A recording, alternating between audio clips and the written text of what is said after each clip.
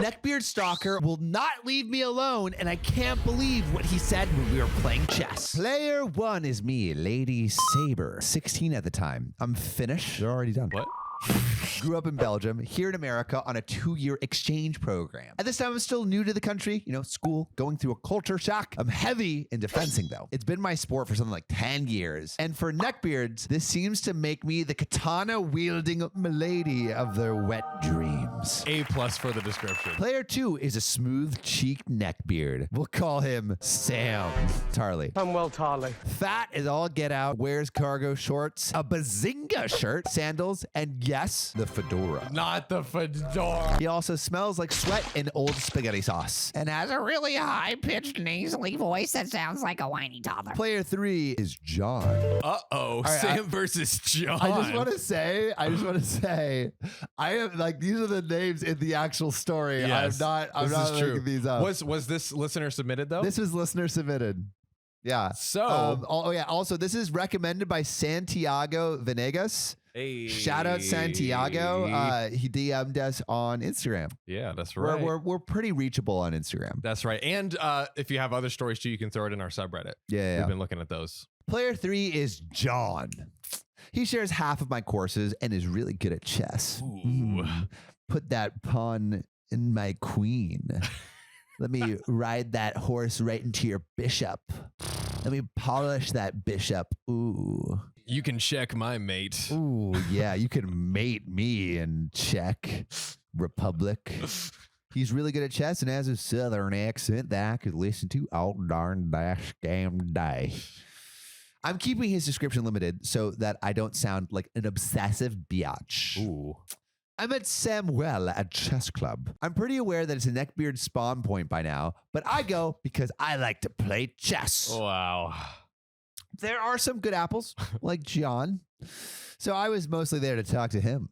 Today, however, he's running a bit late and gets upstaged by Samwell. Uh-oh. I'm setting up the board, and the seat across from me is empty. So Samwell asked to play. Yeah, he did. I tried to politely turn him down. I'm like, hey, no, I don't want to play with you. Telling him I'm waiting for someone else. Sam replies with, well, I don't see him. And I grind my teeth a little at his whiny bitch boy voice. Same. Samwell plops into the chair and he introduces himself with a tip of the fedora. No. I wish I was kidding, but she is not. No. I'm not aware of the neckbeard stereotype at this point. Otherwise, I probably would have lost it right then and there. I play with Samwell, though, rather than excuse myself. And it quickly becomes clear that he's not familiar with most of the special rules in chess. He accuses me of cheating on more than one occasion. First, when I make an en passant capture. An en passant. I actually just looked that up. I didn't even know that was a chess move. I do not how to play chess, so. It's basically when you move the pawn you can move a pawn 2 spaces at the beginning, but if there is, I'm not going to explain it. Yeah. Who cares? Then when I try to castle his queen side, ooh, yeah, baby, you can castle my queen side anytime you want. He also tries to castle out of check. Ridiculous. It's profoundly annoying. Not because of what he's doing. I'm perfectly willing to teach a new player the rules, but because he's certain that he's right about it. Ugh. Barf. He reminds me a lot of Michael Scott from The Office, just generally throwing a fit and whining like a child when he's wrong, except more annoying and cringy. Wow. Samwell is trying to make conversation with me. I'm not really sure what about because I can't stand to listen to his voice. Ugh. He's swearing like a sailor, I guess trying to sound edgy. With his voice, he just sounds like another kid on Xbox Live. I'm able to tune out his voice to a certain degree, but I'm not able to tune out the food. In the middle of our game, he breaks out this all-you-can-eat buffet of pasta, raviolis, and God knows what else is packaged up in that Tupperware. He just has like a whole like pasta buffet. Just yeah, I mean, he's a big boy. Table. He's got to get those calories. That's right. Got to eat. My food etiquette is probably a little uptight compared to most Americans, but this was just obscene. He's shoveling it mid-sentence, chewing and smacking with his mouth open, spilling stuff all over himself. Oh, God. The food by itself smells like death. And his face hole wasn't making things any better. Meat sauce residue moves from spoon to face to fingers to chess pieces with alarming speed. Oh my God. We get closer and closer to the end of the game, and Samwell takes longer and longer to move, even when he only has one possible move to make. Enter John, finally. He sees me playing with Samwell and looks a little hurt that he's been upstaged, but he's content to just watch us. I can tell John is put off by the smell, too. John and I get into some small side conversation, and Samwell is eyeing us back and forth. Samwell asks, Is John your boyfriend? awkward. This is only going to go one of two ways. Yes, we are dating, and you're a third wheel. Or we aren't dating, and awkward. John and I laugh nervously, and I tell him no. Chivalry ensues. Why don't you have a boyfriend? Well, I haven't been here for very long. Oh, well, when you do, make sure to watch out for those assholes and douchebags at this school who don't know how to treat a real lady.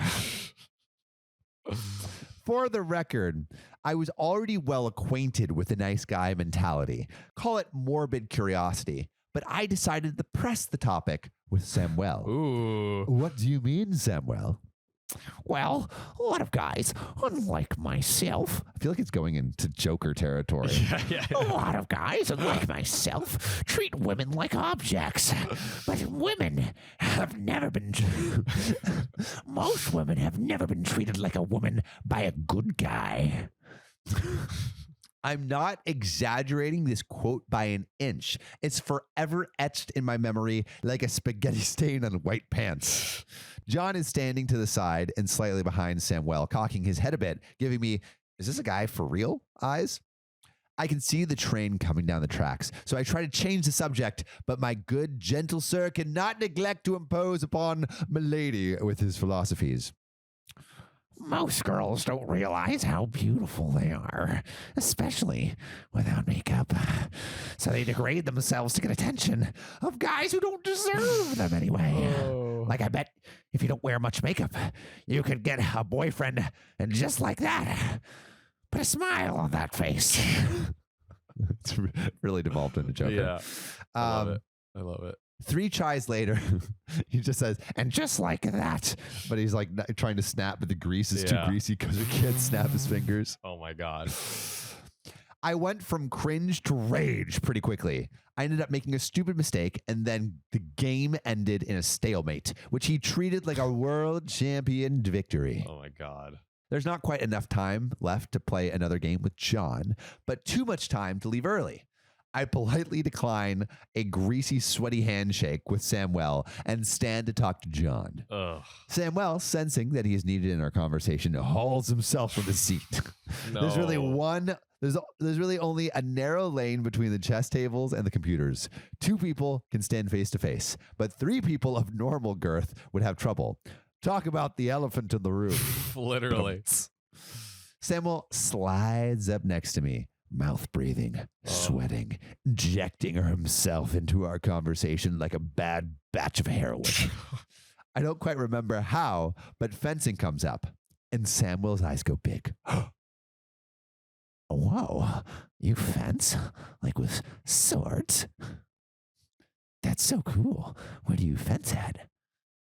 I get this question a lot, much more than you think. Most people don't really know about this sport in the US, so this is a pretty harmless way of stimulating conversation. I didn't think much of it and eventually gave him the contact info of the gym I go to. Oh. I doubted he'd ever go past Googling it. At most, maybe he'd give it to someone else. But holy ravioli, was I in for a shock. Because when I went to fencing class the next day, who should I see but Mr. Neckbeard? No. That's the end. Wow. She has a whole series, actually, of this Neckbeard guy Right. following her, but that's the end of part 1. Yeah. So here's my question. Given that neckbeards are like so like in the internet and like and everything, do they not like read the Stigma on the neckbeards? stigma? I feel maybe they think it's cool. Maybe like they're like, oh, like I'm edgy by like being this thing that everyone hates or something. I could, yeah. I don't know. Yeah, maybe you're right. But no, I see what you're saying. It's like they should know how cringy they're like being. when they read it and be like, oh, women are That's turned off by me. it, and let me do something else to like try not to. Yeah. Be But that. like, but think about like all the Andrew Tate like kids where it's like in the echo chamber, it seems like they're doing everything right. Yeah. But as soon as they leave the echo chamber, they're like, That's true. like maybe this isn't right, but not many leave the echo chamber. That's true. Wow. Well, OP, I hope that neck breather doesn't get too much mist Oh yeah. on your face. And Too some much grease. ravioli specks. Gross. I almost threw up listening to this. This is so well written. It was way too descriptive. Way too descriptive. If you thought that story was crazy, check out this one where their ex is dating their mom.